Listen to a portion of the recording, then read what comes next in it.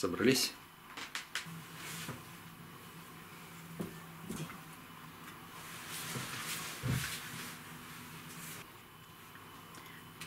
То году ты на ручки хочешь идти?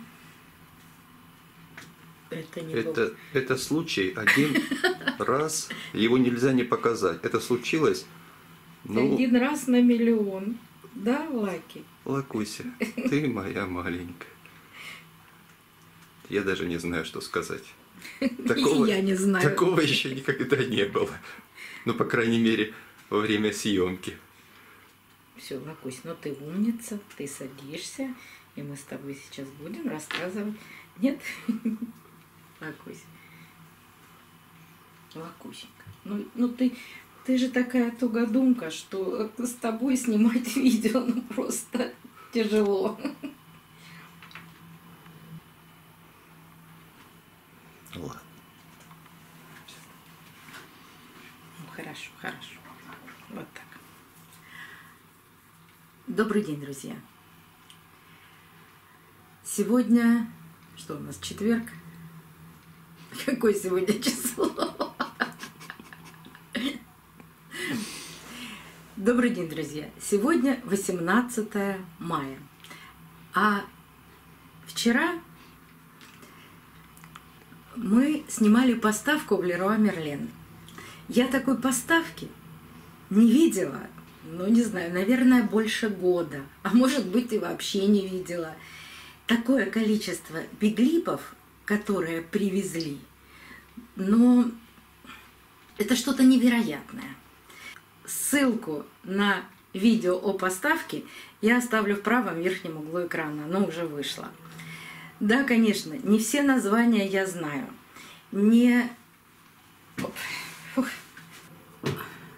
Да, конечно, не все орхидеи были с названиями.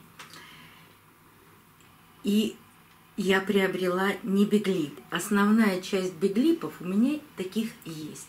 Я приобрела 4 орхидеи, которые вам сейчас и покажу. Но тоже не знаю их названий. Если кто-то точно знает название или даже приблизительно, я всегда проверяю, читаю ваши комментарии. И спасибо большое, часто очень находятся названия этих орхидей. То подсказывайте. Первая орхидея нежно-розовая, стандарт, но цветок чуть крупнее стандарта. И лепестки с мелким крапом. И даже за один день она начала распускать цветок. Корни прекрасные. И почти вся поставка орхидей была вот с такими просушенными корнями.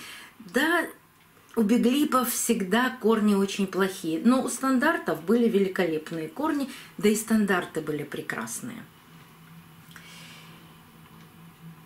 Но хочу вам напомнить, что сейчас весна, скоро лето. Поставок будет, конечно, много.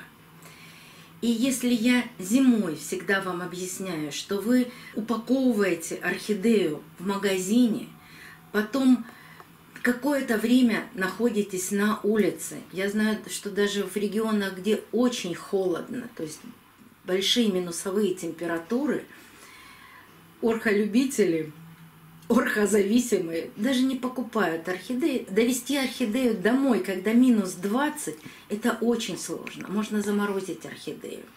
Но если вы приобрели орхидею, а на улице зима, и все-таки каким-то образом вы доставили орхидею с наименьшими потерями домой, а орхидея всегда в прозрачной упаковке, то вот именно для того, чтобы орхидея не испытала большого, в кавычках, теплового удара, мы и оставляем эту упаковку на орхидеи на сутки. Может быть, на ночь, если покупка совершена вечером. Для того, чтобы температура в пакете и в вашем помещении постепенно сравнялась. А летом и на улице тепло, и дома тепло. Ну, подержите орхидею час в этом пакете, а потом снимайте. Вредителей вы за сутки все равно не найдете и не различите, и не определите, они могут не показаться. Но вот этого теплового, именно теперь теплового удара и содержания в этом пакете, а если еще и корни влажные, то ни в коем случае не нужно держать орхидею в этом пакете очень долго. Надо его снять и быстрее дать корням просохнуть. Ну, конечно, мы не ставим никуда сразу, как мне раньше писали, на обогревательный прибор. Нет, просто оставили ее без упаковки. Но возвращаемся к этой розовой орхидее. Очень красивая, очень нежная. Думаю, что немного будет со временем терять цвет, то есть становиться бледнее. Но мне так кажется. А там посмотрим.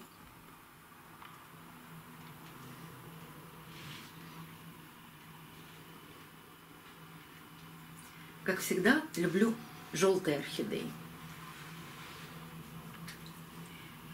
Орхидея чем-то похожа на попугая. Вот попугай у меня, вот там, за моей спиной. Орхидея все время доращивает бутоны. И вот такие же разводы по краю лепестков. Но у попугая губа темно-фиолетовая, а у этой орхидеи губа ярко-оранжевая. Я попыталась вчера целых 2 часа. Искала название орхидей, но так и не нашла. И смотрите, в горшке растет папоротник. Как интересно.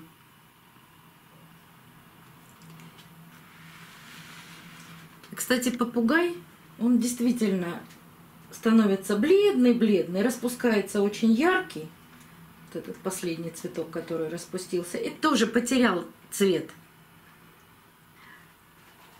Посмотрю, что будет с этой орхидеей. Останется ли она такой яркой, как мы ее видим сейчас, или станет такой же бледной, как попугай.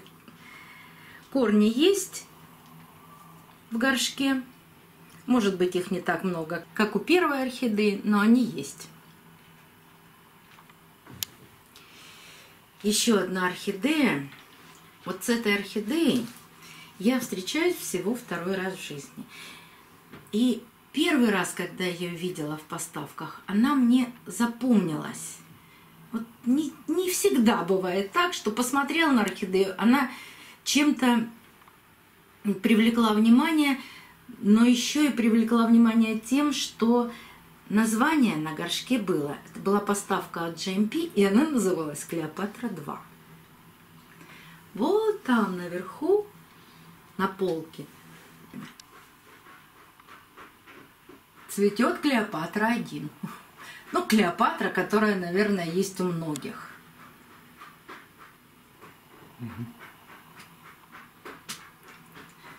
Крапинки похожи.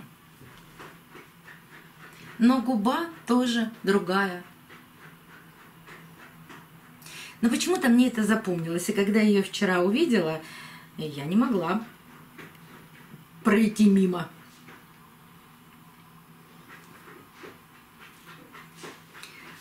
Корней несметное количество, и воздушных, и корни в горшке. Но Клеопатра не капризная орхидея. Она хорошо растет, цветет каждый год. Поэтому надеюсь, что это действительно новая Клеопатра. Да даже если не Клеопатра, но красивая же. И последняя орхидея, да, я все-таки не удержалась и купила биглип. Но помните, я вам недавно показывала, что биглипы я теперь покупаю проблемные. И это тоже проблемная орхидея. Небольшое количество видимых корней есть только вверху горшка. Здесь все корни, ну, может быть, вот этот, может быть, вот этот, окажутся живыми корнями. Остальные все корни гнилые.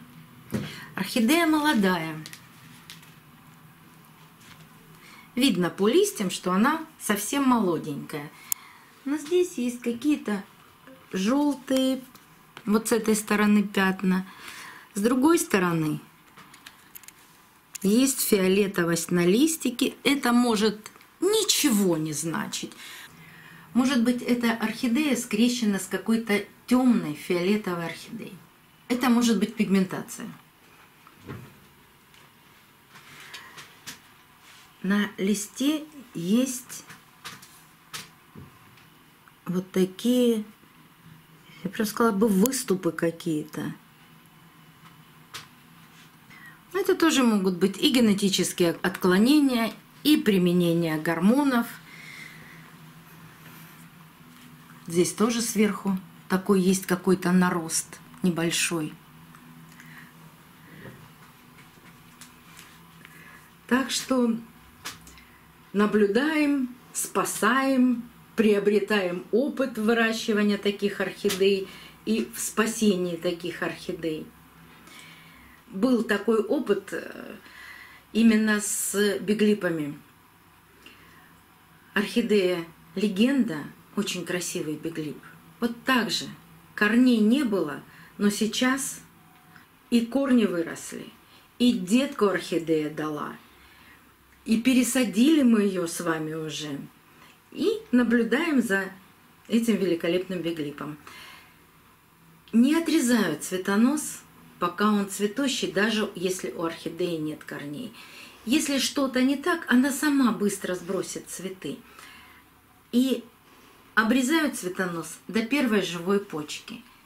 И вот именно легенда дала детку. Но это же тоже приятно. Так что вот такие новинки и покупки у меня. На следующей неделе обзора из Леруа не будет. Просто не смогу приехать на поставку. Ну а сейчас вот такие новинки. Подсказывайте название. Спасибо вам огромное. До новых встреч. Увидимся на канале. Да. Да, ложись. Лаки болеет немножко. Да. И мы ее сейчас лечим. Лакусь. Ну все, давайте снимать ее. Да, Лакусь, все. Ложись, давай ложись. Я тебе даже разрешу у меня полежать на ручках. Нет. Ну что, ты хочешь, чтобы тебя все время гладили? Ну, видео не про Лаки, видео про цветы. Ну, она уйдет. Да, посиди у меня на ручках. Давай, да. Посиди. Хорошо. Добрый день, друзья. Вот такая неожиданность, но я думаю, что она сейчас уйдет. Нет, никак. Лакуся сплошная шерсть.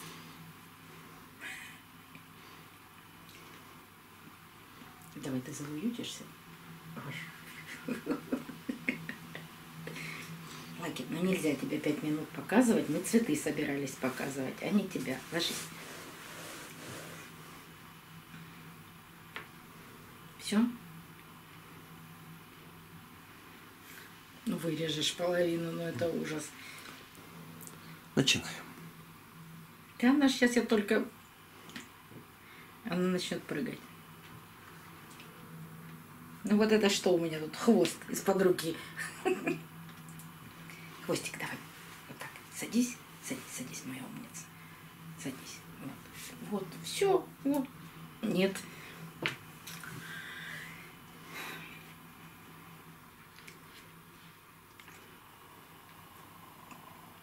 Лаки, что бы это значило? Да. Лакуська, посмотри на меня.